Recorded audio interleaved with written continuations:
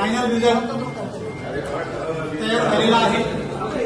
त्याप्रमाणे उमेदवार शोभा कोळी शहा एकूण मिळालेले वैध मते 7,740, भावनाताई घाणेकर एकूण मिळालेले वैध मते 9,210, रुपाली तुषार ठाकूर 593, नसरी इसरार शेख 116, वरीपैकी एकही नोटा 206, एकूण वैध मते 17,865, प्रदत्त मते 4।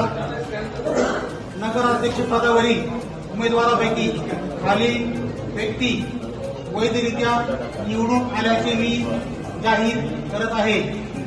भावनाताई घाणेकर, पक्ष नॅशनलिस्ट काँग्रेस पार्टी, शरदचंद्र पवार यांना मी विजयी घोषित करत आहे।